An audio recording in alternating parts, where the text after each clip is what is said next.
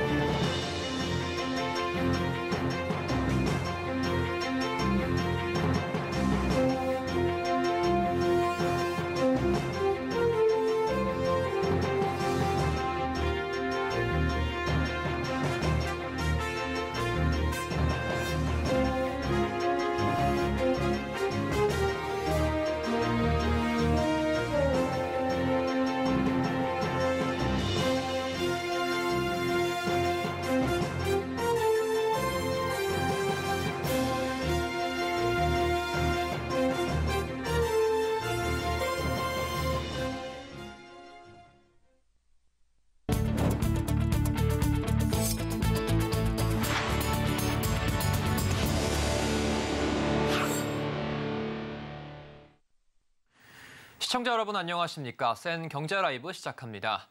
SK그룹이 50대 최고 경영자를 전진 배치하며 7년 만에 세대 교체에 나섰습니다. 그룹 2인자인 SK스펙스 추구협의회 의장에는 최태원 SK그룹 회장의 사촌동생인 최창원 SK디스커버리 부회장이 올랐는데요. 60대 부회장단은 이번 인사에서 사실상 이선으로 물러났습니다. 김효진 기자입니다. SK그룹의 최고 협의기구인 SK스펙스 추구협의회가 오늘 최창원 부회장을 임기 2년의 새 의장으로 선임했습니다. 최창원 부회장은 2007년 SK케미칼 대표이사로 취임한 데 이어 2017년 중간지주 회사인 SK디스커버리 대표이사를 맡아 SK의 케미칼, 바이오 사업을 이끌어왔습니다. SK그룹은 최 부회장이 앞으로 각사의 이사회 중심 경영과 그룹 고유의 따로또 가치 경영 문화를 발전시킬 적임자라는데 관계사 CEO들의 의견이 모아져 신임 의장에 선임됐다고 설명했습니다. 이날 인사에선 차세대 CEO들이 대거 전진 배치됐습니다. SK 사장에는 장용호 SK실트론 사장이, SK이노베이션 사장에는 박상규 SK엠무부 사장이 각각 선임됐습니다. 또 SK실트론 사장에 이용욱 SK머티리얼즈 사장을, SK에너지 사장에 오종훈 SK에너지 P&M CRC 대표를, SK온 사장에 이석희 전 SK하이닉스 사장을 각각 선임했습니다.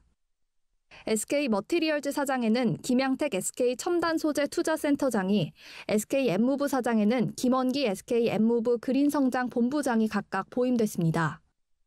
2017년부터 스펙스 추구협의회를 이끌어온 조대식 의장을 비롯해 장동현 SK 부회장, 김준 SK이노베이션 부회장, 박정호 SK하이닉스 부회장 등 부회장단은 이번 인사를 통해 사실상 이선으로 물러납니다. 지난 2016년 말 인사에서 주력 사장단을 50대로 전면 교체한 지 7년 만에 대대적인 세대 교체가 이뤄진 겁니다. SK그룹 관계자는 각사가 오랜 시간 그룹 차원의 차세대 CEO 육성 프로그램을 통해 양성된 새 경영진에게 기회를 열어주는 준비된 인사를 한 것이라며 부회장급 CEO들은 계속 그룹 안에서 그동안 쌓은 경륜과 경험을 살려 후배 경영인들을 위한 조력자 역할 등을 수행할 예정이라고 설명했습니다. 서울경제TV 김유진입니다. LG 에너지솔루션과 카이스트 공동연구팀이 차세대 배터리로 주목받고 있는 리튬 메탈 전지의 성능을 획기적으로 늘릴 수 있는 기술 개발에 성공했습니다. 이 기술이 상용화되면 1회 충전에 900km 주행이 가능한 전기차를 만들 수 있는데요. 에너지 분야 최고 권위 학술지인 네이처 에너지에 게재되면서 성과를 인정받았습니다. 서청석 기자입니다. LG 에너지솔루션과 카이스트 공동연구팀이 개발한 리튬 메탈 전지입니다. 리튬이온 전지보다 주행거리가 늘어나고 충방전 효율과 수명이 대폭 개선된 기술입니다. 이번 리튬 메탈 전지는 기존 고성능 전기차에 적용되는 리튬이온 전지의 주행거리 약 600km보다 50% 높은 수준입니다. 400회 이상 재충전이 가능할 만큼 수명 안정성 확보도 가능합니다.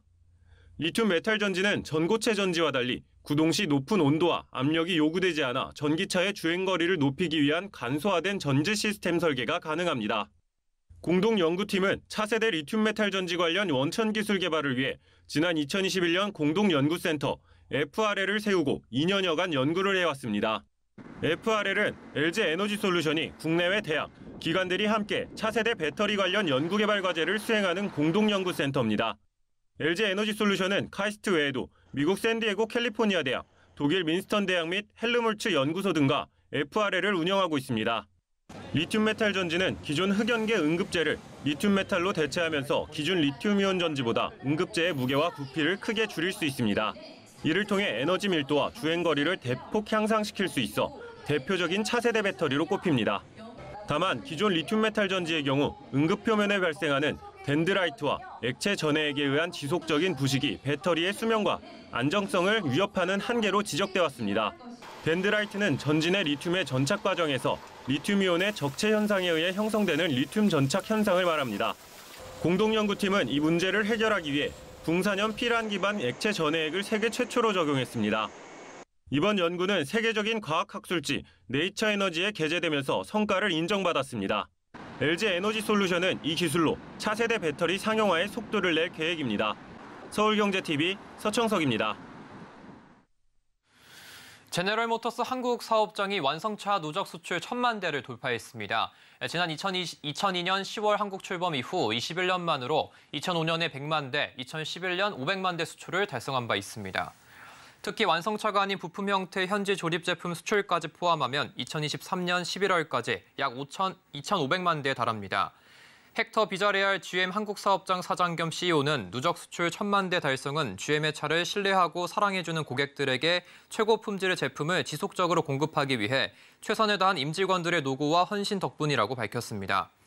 GM은 국내 출범 이후 핵심 모델이었던 쉐보레 아베오, 스파크, 트렉스, 크루즈, 말리부 등 다양한 차종을 거쳐 현재 생산되고 있는 트렉스 크로스오버, 트레이블레이저에 이르기까지 국내외 고객들의 수요에 맞춰 다양한 차량을 꾸준히 선보여왔습니다. 국내에서 생산된 GM 차량은 북미와 서유럽 등 전 세계로 수출되고 있습니다. 이 중 최다 수출국은 미국으로 250만 대 이상이 미국 시장에 판매됐습니다. 차종별로는 쉐보레 아베오가 약 221만 대 수출되면서 역대 가장 많이 수출된 차종으로 이름을 올렸습니다. 한화생명이 오늘부터 보험업계 최초로 미술품 자문 서비스를 시작합니다. 한화생명은 미술품 종합감정법인인 한국미술품감정연구센터와 자문 서비스 제공을 위한 업무 협약을 체결했다고 밝혔습니다. 자문 서비스는 전국 6곳의 한화생명 파이낸셜 어드바이저인 FA센터를 통해 신청할 수 있습니다. 미술품의 온라인 탁상 시가 감정과 관리, 투자, 구입, 매각에 대한 컨설팅은 물론 미술시장 리포팅, 세미나, 강의 같은 전문 서비스도 받을 수 있습니다. 한화생명은 이번 서비스를 위해 센터 FA 전원이 미술품 조사 분석 5급 자격을 취득했다고 설명했습니다. 이에 따라 고객이 서비스를 신청하면 1:1 자문 서비스를 받을 수 있도록 했습니다. 미술품 투자는 부동산과 달리 취득세와 보유세가 없어 거래에 대한 세금 부담이 적어 최근 투자자들 사이에서 큰 관심을 받고 있습니다.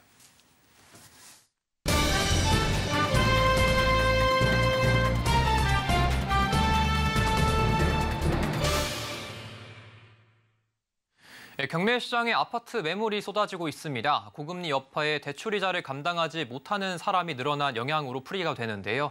당분간 이 같은 분위기가 이어질 것이란 전망에 무게가 실리고 있습니다. 현재 경매 시장 분위기에 산업이부 이지영 기자와 자세히 이야기 나눠보겠습니다. 안녕하십니까? 안녕하세요. 네, 수도권 아파트 경매 물건이 크게 늘어나고 있다고 하던데 현재 경매에 나온 매물들이 얼마나 됩니까? 네, 수도권 아파트 경매 물건이 8년 5개월 만에 최고 수준으로 치솟았습니다. 경공매 데이터 브랜드 지지 옥션에 따르면 지난달 법원에 오른 수도권 아파트 경매 물건은 총 1,158건으로 집계됐습니다. 이는 2015년 6월 이후 가장 많은 수준이고요. 올해 1월과 비교하면 2배가량 늘어난 수준입니다. 지역별로 살펴보면 지난달 서울 아파트 경매 물건은 281건인데요. 2016년 5월 이후 7년 6개월 만에 최대치입니다. 11월에 낙찰된 아파트는 80건으로 나타났고요. 낙찰률은 28.5%, 낙찰가율은 80%입니다. 경기와 인천 지역도 마찬가지입니다. 같은 기간 경기 지역 아파트 매물은 670건으로 2015년 4월 이후 최대치를 기록했고 인천의 경우 207건으로 전달과 비교해서 161건 늘었습니다. 네, 이렇게 경매 물건이 계속해서 쌓이고 있는 이유가 있을까요? 네, 업계에서는 깡통 전세 그리고 경기 침체, 고금리가 지속되는 상황이 영향을 가장 많이 미친 것으로 보고 있습니다. 고금리 여파에 대출 상환에 부담을 느낀 사람들이 늘어나면서 근저당권자에 의한 임의경제 개시 결정 신청 건수도 함께 늘고 있습니다. 법원 등기정보광장 부동산 등기 신청 현황에 따르면 지난 4일 집합건물 기준 서울 임의경제 개시 결정은 지난달 448건입니다. 이는 전년 동월 219건이었던 것과 비교해서 2배가 넘는 수준입니다. 은행에 근저당권이 설정된 아파트는 집주인이 대출을 제때 갚지 못하면 임의경매로 넘어가게 됩니다. 경매는 크게 임의경매와 강제경매로 나뉘는데요. 임의경매는 법원 판결 없이 은행 대출 시 등기부에 설정한 근저당에 근거해 진행되는 경매 절차를 뜻합니다. 즉 저당권 등의 담보 물건을 가진 채권자가 채무자로부터 채무 금액을 변제 기일까지 받지 못하면 채권자는 법원에 매각 신청을 하게 되는데요. 담보로 설정된 목적물이 매각될 경우 경락 금액 중 받지 못한 채권 금액만큼을 변제받게 됩니다. 강제 경매는 채권자가 법원 판결을 거쳐서 경매를 진행하는 경우입니다. 보증금을 받지 못한 세입자가 집주인을 대상으로 신청하는 경우가 대표적입니다. 경기와 인천의 지난달 임의 경매 개시 결정 건수는 모두 연중 최대치입니다. 경기 지역은 지난달 1,181건으로 전년 동월 대비 2배 이상 증가했고요. 인천은 329건으로 전년 대비 61건 늘었습니다. 네, 수도권에서 경매 시장에서는 아파트 매물이 계속 쌓이고 있는데 좀 이렇게 나온 경매 물건 사려는 사람도 있습니까? 네, 경매 물건이 새 주인을 찾는 경우는 많지 않은 상황입니다. 네. 낙찰률이 20%대에 머물고 있는데요. 지난달 서울에서 진행된 아파트 경매 281건 가운데 80건만 낙찰이 돼서 낙찰률은 28.5%를 기록했습니다. 지난 1월에는 44%대까지 나왔었는데 그거랑 비교해서 절반가량 내려간 셈입니다. 낙찰률이 하락하면서 그만큼 적재되는 경매 물건은 더 늘어날 전망입니다. 지난달 송파구 일대에 위치한 장미 아파트 전용 196제곱미터 경매 물건은 감정가보다 7,300만 원 정도 많은 31억 3,313만 원에 낙찰이 돼서 102.4%의 낙찰가율을 기록했습니다. 수개월 전만 해도 이처럼 재건축을 앞둔 아파트에는 수요가 몰리면서 낙찰가율이 110에서 120%대에 달하기도 했습니다. 네, 통상 경매 시장에서는 아파트 말고도 이 빌라와 같은 비아파트 매물도 많이 나오고 있잖아요. 비아파트 경우는 좀 상황이 어떻습니까? 네, 비아파트의 경우도 아파트와 마찬가지로 물건이 계속해서 쌓이고 있습니다. 지난달 서울 주거용 오피스텔 경매 진행 건수는 202건으로 전년 동기보다 138건 늘면서 3배 수준에 달했고요. 인천과 경기도 각각 125건, 89건 증가했습니다. 빌라 경매에서는 서울이 1,405건으로 1년 전 700건이었던 것과 비교해서 705건 더 많았고요. 인천과 경기는 각각 224건, 450건 증가했습니다. 통상 업계에서는 비아파트 경매는 실거주 수요보다는 투자 수요가 많은 시장으로 보고 있습니다. 싼값에 매물을 낙찰받은 뒤에 세입자를 들이는 이른바 갭 투자로 투자를 하는 그런 모습인데요. 특히 빌라의 경우에는 재개발 호재를 누린 투자가 많습니다. 하지만 깡통 전세로 인한 전세 기피 현상이 많아지면서 세입자를 구하기 어려워지자 외면받고 있는 것으로 풀이됩니다. 네, 이렇게 매물은 계속 쌓이고 있는데 또 새 주인은 찾기 힘들어진 이 경매 시장 향후 전망 좀 어떻습니까? 네, 업계에서는 당분간 경매 시장에서 새 주인을 찾기는 쉽지 않을 거라고 보고 있습니다. 한국은행이 지난달 30일 열린 올해 마지막 금융통화위원회에서 연 3.5%로 기준금리를 7번 연속 동결했지만 여전히 금리 수준이 높은 만큼 무리하게 대출을 끼고 주택을 구입한 집주인들의 원리금 상환 부담은 여전하기 때문입니다. 이와 관련해서 부동산 경매 전문가 인터뷰 들어보겠습니다. 아파트 경우에는 지금 고금리 때문에 경매 시장으로 유입되는 것들이 상당히 많이 늘어나고 있고요. 이 아파트도 마찬가지로 전세 사기나 깡통주택 문제로 경매 시장으로 계속 진입을 하고 있습니다. 근데 올해까지는 아파트 중심으로 말씀을 드리면 올해까지는 특례 보금자리론을 활용해서 대안 대출을 받으면서 상대적으로 낮은 고정금리를 활용할 수 있었는데 내년부터는 특례 보금자리론도 중단이 되고 있고요. 그다음에 DSR 규제도 계속 강화된 규제도 계속 유지를 하고 있기 때문에 낙찰가율이 반등할 여지는 없다고 봅니다. 네, 지금까지 이지영 기자와 이야기 나눠봤습니다. 고맙습니다. 감사합니다.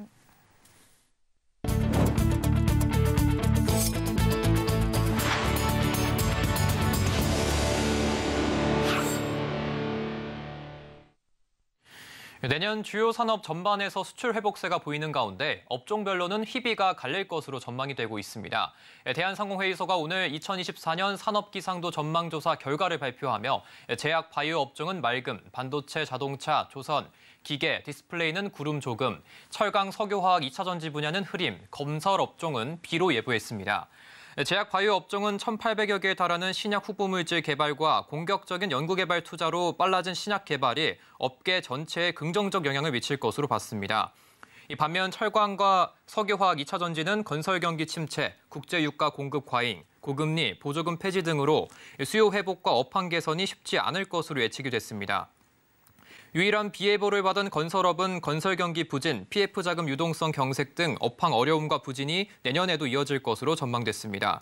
대한상인은 내년 자국 산업 보호를 위한 글로벌 경쟁이 더 치열해져 정부의 정책적 지원이 필요하다고 밝혔습니다. 공정거래위원회가 CJ 올리브영에 대해 대규모 유통업법 위반 혐의로 시정명령과 과징금 18억 9,600만 원을 부과하고 법인 고발을 결정했습니다. CJ 올리브영은 납품업체들의 경쟁사 행사 참여를 막고 할인된 가격으로 납품받은 상품을 정상가로 팔아 차액을 가로챈 혐의로 당초 6천억 원 수준의 과징금이 부과될 것이란 전망이 있었습니다. 공정위에 따르면 CJ 올리브영은 2019년부터 최근까지 납품업체와 특정 상품을 노출 효과가 큰 매대에 진열하는 등 랄라블라, 롭스 등 경쟁사 행사에는 참여하지 말 것을 납품업체에 강요했습니다. 또 2019년 3월부터 2021년 6월까지 할인 행사를 위해 싸게 납품받은 상품을 행사가 끝난 뒤에도 정상가로 판매하면서 차액은 돌려주지 않고 8억 원 상당의 이익을 보기도 했습니다.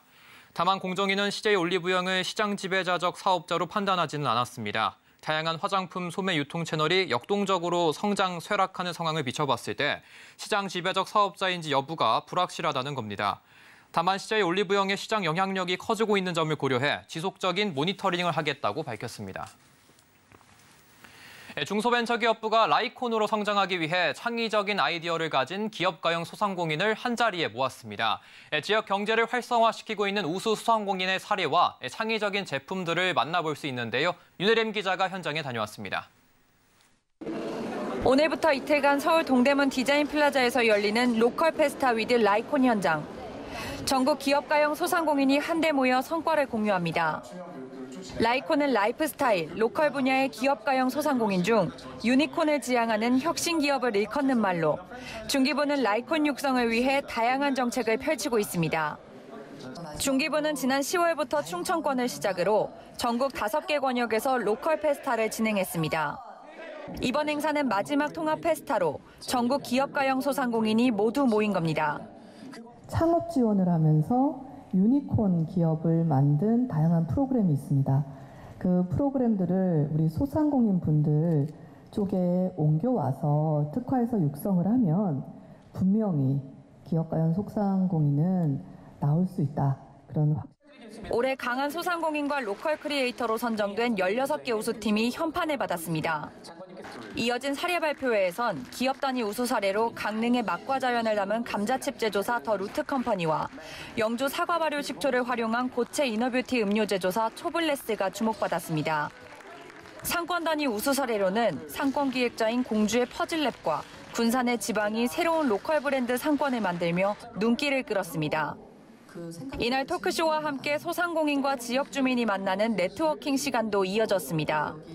창의 기반 소상공인의 육성을 위한 정부의 노력과 이들이 지역사회 등에 미치는 영향에 대해 참가자들이 토론하는 자리가 마련됐습니다. 한편 중기부는 이달 4일부터 31일까지 2023년 마지막 동행축제인 눈꽃 동행축제를 진행합니다. 이날 공식 개막식이 열렸고 동행축제 기간에 맞춰 플리마켓도 함께 개최했습니다.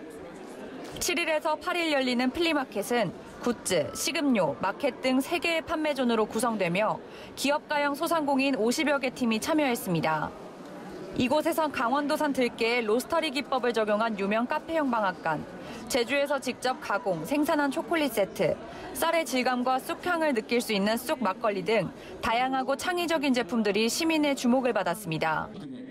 이 장관은 이번 행사는 동행축제와 함께 소상공인의 새로운 미래가 될 기업가형 소상공인과 이들의 창의적인 제품을 대내외에 소개하고자 마련된 행사라며 이들이 단순히 홀로 성장하는 데 그치지 않고 지역과 연결되며 새로운 골목 산업을 만들어낼 수 있도록 지원을 다하겠다고 밝혔습니다. 서울경제TV 윤혜림입니다. 전라북도가 중앙아시아 신규 시장 진출을 본격화하고 있는데요. 카자흐스탄과 경제포럼을 개최하는 등 교류의 폭을 확대해 나가고 있습니다. 포럼 현장을 박민홍 기자가 다녀왔습니다. 전라북도가 카자흐스탄과의 협력을 모색하는 경제포럼을 전주에서 개최했습니다. 경제와 문화, 관광 분야 인사들이 참석한 포럼의 명칭은 카자흐스탄의 바람. 공통 관심사인 경제 산업 전반의 이해를 높이는 장이 펼쳐졌습니다. 중앙아시아 신규 시장 개척이라는 주제의 기조연설을 시작으로 양지역 교류 협력 방안이 폭넓게 논의됐습니다. 외교와 산업을 어떻게 연계할 것인지 등에 대한 열띤 발표와 토론도 이어졌습니다. 전북의 비즈니스맨들과 같이 연결시키는 B2B 면담이 있습니다. 이걸 통해서 농생명, 또 우리 2차전지 여러 분야에서 카자흐스탄과 협력 방안을 협의하게 될 거고요. 전북의 문화, 그다음에 학술의 이런 큰 기반을 협의할 수 있는 좋은 기회가 될 것 같습니다. 농생명 식품산업과 스마트팜을 주제로 한 전문가 토론도 관심을 끌었습니다. 카자흐스탄 8개 업체와 전북의 유망기업 30여 개가 참여한 전자상거래 행사로 본격적인 경제 교류에 물꼬도 텄습니다. So as a result, Korea has emerged as the fourth largest trade partner of Kazakhstan. Also, for this year, Korea's FDI attracted to Kazakhstan has increased by 30% and reached $717 million. This is from January to June. 이틀째 포럼에서는 새로운 도시 형성 사례로 새만금을 소개하고 지속 가능한 도시 개발 방안을 공유했습니다. 카자흐스탄 방문단은 새만금과 국가식품 클러스터 등 전북의 산업 현장도 둘러봤습니다. 전주 한옥마을과 김장, 비빔밥을 통해 다양한 문화 체험도 진행했습니다. 이런 것들이 가장 잘 원형으로 보존되어 있는 곳이 전북입니다. 전통과 또 새로운 산업이 같이 어우러져 있는 이곳 전북에서 여러분들도 좋은 경험을 해주시고 지난 5월 알마티주와 양해각서를 체결한 전라북도는 이번 포럼을 계기로 실질적인 협력 사업을 확대해 나간다는 계획입니다. 제2의 중동으로 불리는 카자흐스탄의 바람이 불어오고 있습니다. 서울경제TV 전북 박민홍입니다. 윤석열 대통령이 다음 주 네덜란드 순방길에 나섭니다. 윤 대통령은 이번 네덜란드 국빈 방문을 통해 반도체 분야 협력으로 방산 수출의 새로운 기회가 마련될 것이라고 말했습니다. 한화가 바이오 소보장 진출을 선언하며 시약의 국산화를 추진합니다. 한화는 바이오 의약품 개발에 활용되는 바이오 시약 트리스 버퍼를 통해 바이오 소재 사업에 진출하겠다는 계획입니다. LS전선이 네덜란드 국영 전력회사 테네트의 독일 자회사 테네트 오프쇼어와 1조 5천억 원 규모의 초고압 직류송전 케이블 공급 공개약을 체결했습니다. 지난해 부동산 경기 침체 영향으로 가구당 평균 자산이 2천만 원 넘게 줄어든 5억 2천만 원가량으로 나타났습니다. 가계 자산이 감소세로 돌아선 건 관련 통계 작성 이래 11년 만에 처음입니다.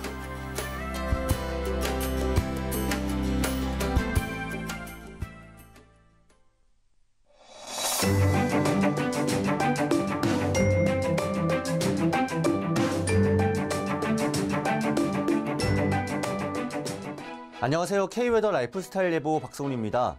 내일 오전까지 전국 하늘은 대체로 맑겠는데요. 강원 동해안을 제외한 중부지방은 내일 오후부터 점차 흐려지겠습니다. 한편 전국적으로 탁한 공기질은 내일도 이어져 WHO 기준 나쁨 단계를 보이겠습니다. 오늘 아침은 전국이 쌀쌀했지만 낮에는 기온이 크게 올랐는데요. 내일은 기온이 더 오르겠습니다.